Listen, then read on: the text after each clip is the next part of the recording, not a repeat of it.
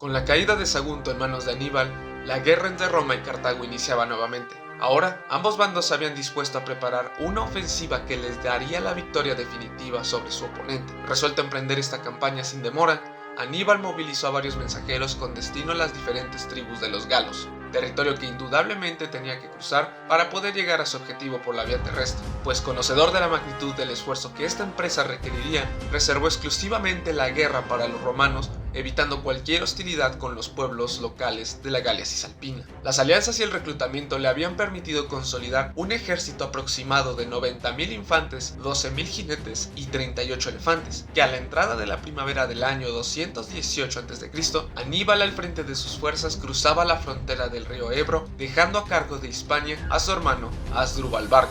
Por otro lado, los romanos ya tenían alistados dos ejércitos consulares que atacarían por dos frentes. El primero estaba al mando del cónsul Publio Cornelio Escipión, que atacaría a Hispania para intentar detener a Aníbal, y el segundo estaba a las órdenes del cónsul Tiberio Sempronio Longo, que se preparó para atacar África.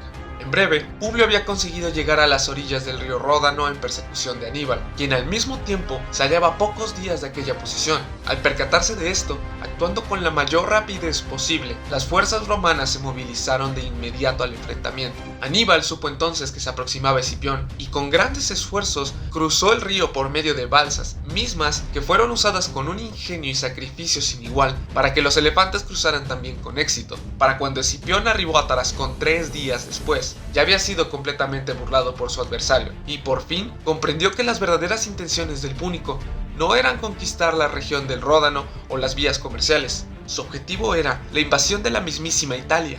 Escipión dividió sus tropas para que una porción tomara camino hacia Hispania y cortara las líneas de aprovisionamiento del cartaginés, mientras que el resto de sus soldados se dirigía a interceptar al púnico al otro lado de los Alpes. Poco después, las tropas púnicas ya se hallaban ascendiendo por los Alpes lo más velozmente posible. Sin embargo, el trayecto fue duro y cruel con los hombres, pues en los 15 días que duró su trayecto, no solo encontraron oposición de tribus hostiles, sino que el frío y los caminos dificultaron en gran medida el paso de los elefantes y los animales de carga, causando pérdidas cuantiosas de vida y de equipo. Ya encaminados al final de las cumbres, no podían desistir de alcanzar su objetivo después de todo lo que habían sufrido. Entonces aquí, Aníbal soltaba un discurso esperanzador hacia sus tropas.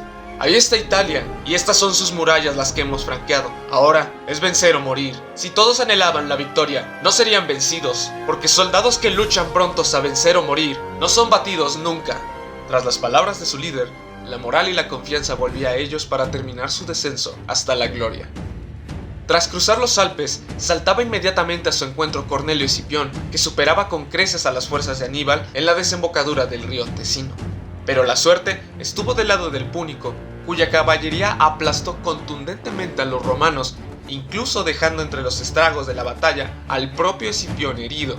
Sin muchas opciones, buscó refugiarse en Piacenza cerca del río Trebia a esperar refuerzos de Sempronio Longo, que suspendió de golpe la operación en África para acudir en auxilio de su contraparte en el norte. Mientras tanto, Aníbal conseguía grandes resultados con los galos que se incorporaban a sus filas, reforzando su ejército para el siguiente combate. Sin más, tras la llegada de Sempronio Longo, con gran animosidad y subestimando a su adversario, se hizo con la jefatura de las legiones, solo para terminar siendo emboscados por las fuerzas cartaginesas. La masacre del río Trebia dejó que tan solo 10.000 soldados romanos consiguieran escapar con Escipión. Por su parte, el recién humillado Sempronio huyó a Roma para dar las noticias de su fracaso en el Trebia y del inminente avance de Aníbal. A pesar del panorama que estas derrotas suponían, los ánimos en Roma siguieron altos, pues ahora depositaban la defensa de su nación a dos nuevos cónsules, Cayo Flaminio y Gneo Servilio Gémino. El cónsul Flaminio, atosigado por una serie de malos augurios, estaba tan impaciente por hacerse de la victoria que sucumbió ante la provocación de Aníbal a enfrentarlo. Para junio del 217 a.C., a orillas del lago Trasimeno, Flaminio persiguió a Aníbal sin notar que detrás de la gruesa neblina que cubría el lago se hallaba al acecho el ejército cartaginés.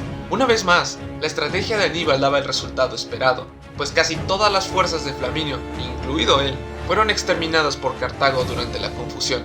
Sobre la gran derrota en Trasimeno, se supo en Roma, donde obligados a decidir contrarreloj, concentraron todo el poder militar en una sola persona que se limitaría exclusivamente a la defensa de Roma, su nombre, Quinto Fabio Máximo. Mientras Aníbal se trasladaba al interior de Italia para unir ciudades aliadas de Roma a su causa, El dictador Fabio Máximo lo seguía muy de cerca, pues su estrategia consistió en evitar a toda costa enfrentamientos directos con las fuerzas púnicas. En su lugar, los sometió a un sitio ambulante que los desgastó física y psicológicamente a sus rivales, mientras Roma ganaba algo de tiempo para recuperar víveres y hombres. Este carácter reflexivo y astuto del dictador puso en gran riesgo al ejército cartaginés, cuando por azares del destino se vieron acorralados entre estrechas montañas de las que pensaban no podrían salir de allí con vida. Aquí, el ingenio del general fenicio fue la clave para salir adelante de aquella emboscada. Por la noche, 2000 bueyes con ramas encendidas en los cuernos fueron dirigidos a embestir el campamento romano que impedía su salida. La distracción fue un éxito rotundo que permitió al grueso del ejército púnico escapar de las garras de Fabio Máximo. La táctica de Aníbal había sido fructífera y el tiempo de Fabio como dictador llegaba a su fin.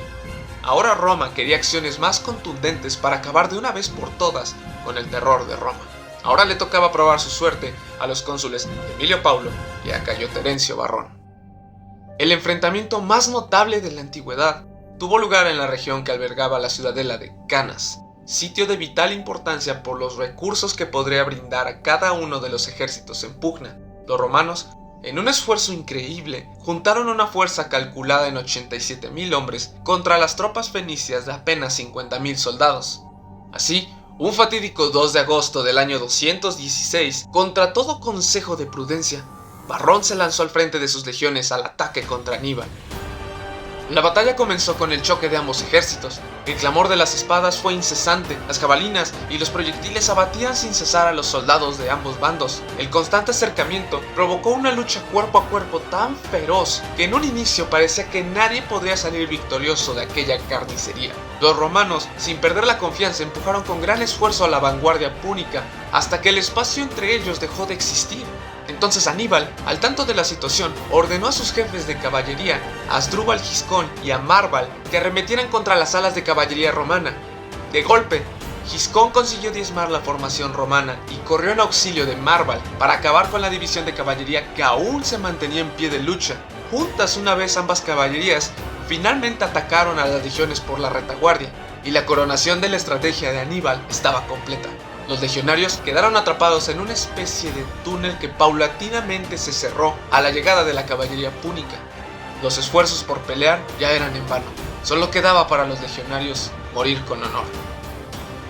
El mayor ejército reunido por Roma había sido exterminado en las llanuras de Canas.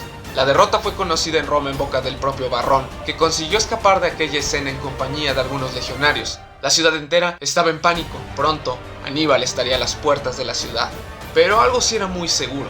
Absolutamente nada les haría siquiera pensar en negociar la paz. Jamás aceptarían rendirse.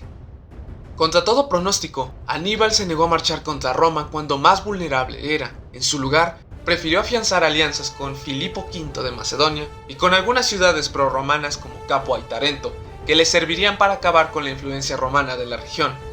Simultáneamente, el contraataque romano se encaminó a Hispania, donde Publio y Gneo Cornelio Escipión habían conseguido derrotar parcialmente a Asdrúbal Barca. En respuesta a este hecho, Cartago enviaba al menor de los hermanos Barca, Magón, para auxiliar a las tropas en apuros de su hermano, pero a pesar del apoyo recibido, los hermanos Escipión avanzaron con muy buenos resultados, a tal punto que reconquistaron la ciudad de Sagunto. Pero como era de esperarse, los cartagineses respondieron con fuerza, y de un momento para otro, Publio Cornelio Escipión terminó muriendo en manos de la caballería númida de Asdrúbal. Y tan solo un mes después, Gneo Escipión seguía el mismo destino de su hermano.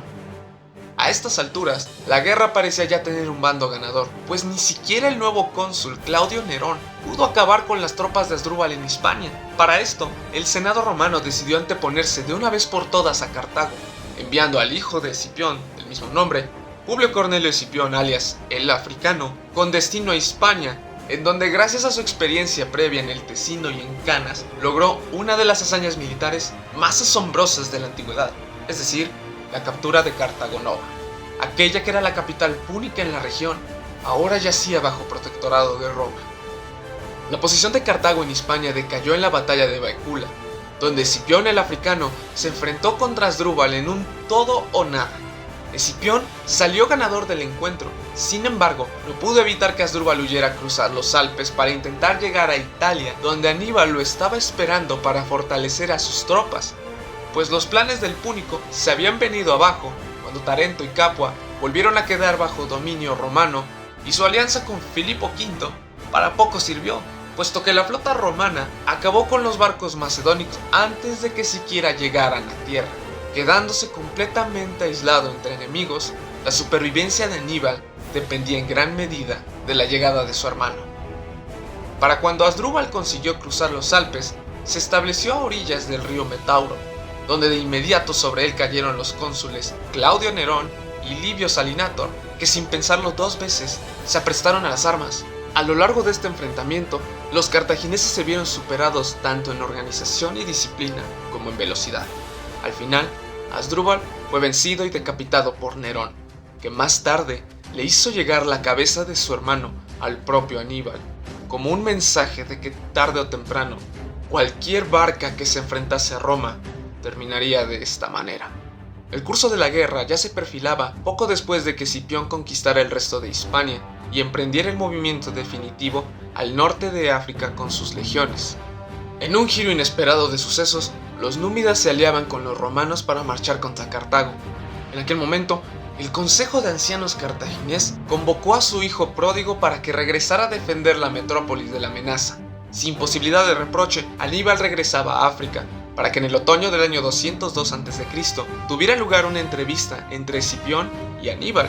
La historia no nos deja saber con exactitud cuáles fueron las palabras que cruzaron aquellos generales. Pero de una cosa podemos estar seguros, tanto uno como el otro estaban deseosos de pelear, no sin antes conocer de primera mano a su adversario. A la mañana siguiente, sobre el campo de Zama, las dos mentes militares más grandes de su época se enfrentaron para definir el curso de la historia. Las fuerzas de Aníbal sumaban apenas 40.000 efectivos con 5.000 jinetes y 80 elefantes. Por otro lado, los romanos eran un tanto inferiores en hombres, pero compensaban su situación con su caballería númida recién incorporada. El combate se detonó con la terrible carga de los elefantes enfurecidos, que de inmediato hicieron retroceder a la vanguardia romana, pero para sorpresa de Aníbal, estos no estaban huyendo, sino que abrieron paso para que los elefantes no pudieran causar grandes daños a las filas. Acto seguido, los elefantes fueron neutralizados por los legionarios, mientras que otros tantos, en su desesperación, ocasionaron una estampida que neutralizó por completo la carga inicial. La primera etapa del ataque púnico se desmoronó, y la acción recaía en las alas de caballería, que se batieron en una feroz persecución por desintegrar a los flancos de la ofensiva enemiga, causando que todo se centrara sobre la infantería, que se hallaban igualados tanto en número como en equipamiento, por lo que la lucha fue severamente cruel y dura para los soldados. Los golpes iban y venían por doquier, pero aun cuando los cartagineses parecían ser imbatibles, Escipión no perdió la confianza en sus hombres. Y finalmente, como un rayo de esperanza, la caballería se reagrupó y reapareció por la retaguardia de los cartagineses, causándoles un infierno parecido al que las legiones habían sufrido en Canas. Ahora, los encerrados eran los cartagineses. Las pérdidas de Cartago fueron tan altas que el mismo Aníbal tuvo que huir para refugiarse al interior de Cartago. Al mismo tiempo, Escipión y sus legiones no perdieron el tiempo para acudir de inmediato a acabar cualquier intento de resistencia en la ciudad. Después de haber estado a punto de ser destruida, Roma finalmente se levantaba victoriosa. Su más grande enemigo quedó sometido por un nuevo tratado que no dejó posibilidad alguna de que se levantaran militarmente de nuevo, dado que las condiciones de este tratado obligaron a Cartago a entregar a todos los prisioneros romanos sin derecho a recibir pago. Debían pagar una indemnización de guerra de 10.000 talentos de plata en un lapso de 50 años. Y además se les prohibía expresamente hacer la guerra sin la autorización previa de Roma. En resumidas cuentas, se encontrarían subordinados bajo la voluntad de Roma de ahora en adelante. De otra manera, las consecuencias serían aún peores que en esta ocasión.